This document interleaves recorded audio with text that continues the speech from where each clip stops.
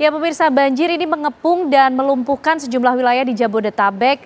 Bahkan juga Bekasi ini mengalami dampak yang terparah satu hari kemarin pemirsa pada 4 Maret 2025. Dan ini disampaikan bahkan oleh masyarakat termasuk banjir paling parah yang dialami selama ini. Dan bahkan Gubernur Jawa Barat Deddy Mulyadi ini menyampaikan tata ruang di wilayah-wilayah tersebut sudah buruk atau bahkan kacau. Apa sebetulnya yang menyebabkan banjir besar ini terjadi dan seperti apa penanganan yang paling mungkin untuk dilakukan?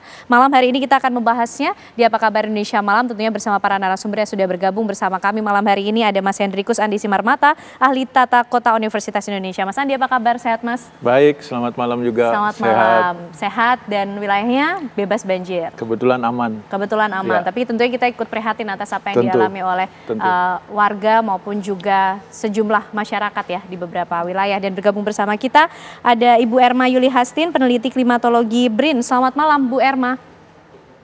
Selamat malam Mbak Ana, ya. Mas Andi. Baik, Bu Erma, terima kasih malam hari ini juga sudah bergabung di Apa Kabar Indonesia Malam. Mas Andi, mungkin berangkat dari pernyataan Gubernur Jawa Barat Deddy Mulyadi yang menyatakan bahwa tata ruangnya bahkan sudah kacau. Sekacau apa sih Mas? Seperti apa kekacauan yang dimaksud? Ya, jadi mungkin yang ditekankan pada alih fungsi ya. Jadi memang urbanisasi yang pesat itu pasti akan menuntut kebutuhan ruang terbangun yang lebih banyak. Ya. Nah, terkadang ruang-ruang itu tidak tersedia gitu ya, tempat untuk bagaimana industri bisa nambah, rumah bisa nambah, dan seterusnya. Nah, tata ruang itu sebenarnya adalah alat yang untuk menavigasi di mana semua kegiatan itu bisa bertempat. Jadi filosofinya simple, tempat untuk semua dan semua pada tempatnya. A place for everything and everything in its place. Nah, jadi ketika ada kejadian banjir, macet, berarti ada yang salah dengan tata ruangnya. Jadi saya tentu mendukung upaya untuk evaluasi, tetapi kalau ditanya penyebabnya maka kita harus melakukan diagnostik dulu. Kalau banjir berarti letak ke permasalahannya pada flow. Sama kayak badan kita, ada aliran darah, ini aliran air, di mana dia tersumbatnya. Nah kalau kita ambil satu contoh Bekasi misalnya, itu kan Kali Bekasi itu memang pertemuan dua sungai. Antara Cikeas dan saya lupa satu lagi itu, jadi sehingga kemudian memang ada akumulasi dan bentuknya meander. Meander itu seperti apa? Artinya dia berbelok, berkelok gitu ya, karena memang ada tekanan dari sedimen maupun juga pola airnya.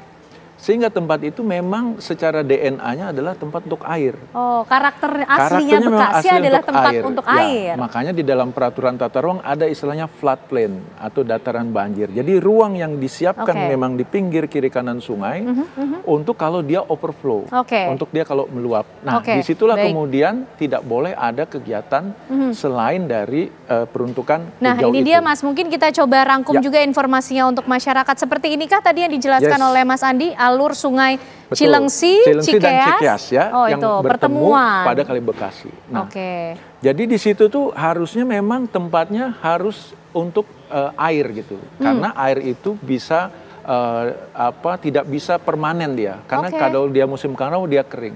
Bahkan di Merauke floodplain-nya itu atau sepadan sungainya itu bisa 500 meter kiri kanan.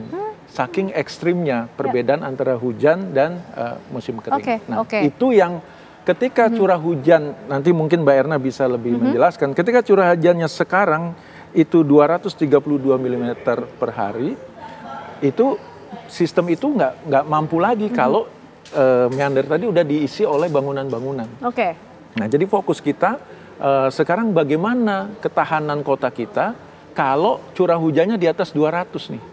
Karena kalau kita compare ke tahun 2020, itu ada 377 mm per hari. Jadi lebih ekstrim daripada sekarang. Nah Mas, ini Mas, mungkin kita juga bisa menjadikan ini gambaran sebagai dasar sehingga masyarakat atau pemirsa bisa membayangkan posisi Bekasi itu sebetulnya seperti apa, sehingga menyebabkan Bekasi ini menjadi wilayah yang paling parah terdampak oleh banjir. Ya. Jadi kalau kita lihat di sini kan jarak dari titik pertemuan itu pasti akan ada luapan. Ya. Nah, yang dilakukan adalah bagaimana kita mencegah agar overflow ke perumahan. Nah, padahal sudah perumahan semua kita lihat di kanan kirinya nih Mas. Atau seharusnya jangan terlalu banyak perumahan di situ. Nah, tetapi karena ini sudah terlanjur terbangun, maka solusi-solusi namanya rekayasa teknis harus ditambahkan. Jadi ini harus dikasih alat bantu. Sementara mungkin yang sudah dilakukan adalah tanggul sungai itu ya. Tetapi tanggul sungai hanya bekerja pada volume air tertentu. Dan ternyata dengan curah hujan hanya 232 mm per hari, dia tidak mampu. Akhirnya dia overflow. Berarti pertanyaannya kemudian pada level berapa curah hujannya dia mampu bekerja nih. Berarti kalau sudah nanti ada peringatan dini dari BMKG, dia ada prediksi curah hujan ekstrim, ini berarti harus siap-siap untuk evakuasi. Nah, tapi untuk kedepannya kalau menurut saya tinggal ditambahkan polder-polder untuk dia bisa mengatasi pada volume tertentu. Nah, mungkin yang dimaksud Pak Gubernur Jawa Barat memang seharusnya yang tidak pada tempatnya tadi, karena kembali kalau ke keilmuan planologi, tata ruang itu adalah tempat untuk semua dan semua pada tempatnya. Karena tidak pada tempatnya, kemudian kita perlu terjadilah banjir dan kita perlu menyiapkan mitigasinya. Dan mitigasi ini tentu akan biayanya akan sangat besar. Mas Andi, ada beberapa daerah mungkin kalau masyarakat bilang sudah menjadi langganan banjir. Tapi di Bekasi ternyata ada juga Mas wilayah yang biasanya terkena banjir, justru kemarin juga tidak terkena banjir. Nah ini apa fenomena yang terjadi? Nah jadi kalau jadi kita nggak bisa menyalahkan curah hujan terus ya. Kalau curah hujan ekstrim harusnya kita pun secara sistem harus resilient, harus kuat. Nah, tetapi kalau pada daerah yang tadinya tidak banjir, kemudian jadi banjir, maka kita harus lihat daerah itu dalam satu namanya ecoregion. Jadi di dalam keilmuan tata ruang, langkah pertama yang kita lakukan adalah melihat karakteristik ecoregionnya. Apakah daerah tersebut memang rawa? Kalau dia memang rawa, memang tempatnya air ya. Sehingga kalau kita mau mengganti itu untuk menjadi perumahan, maka volume air yang tadi diserap rawa harus disiapkan penggantinya atau yang disebut dengan artificial ecosystem sebanyak volume itu. Nah, yang kita sering lihat ada ketika tadinya sawah atau rawa jadi perumahan. Kan yang dibangun kan jaringan irigasi kalau tadinya sawah.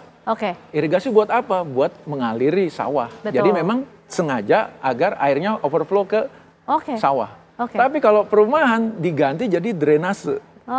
Mengeringkan, to drain. Sehingga kemudian dia airnya nggak boleh ke kiri kanan. Nah, ini yang perubahan ini yang akhirnya di sistem Pak Indonesia diuruk gitu.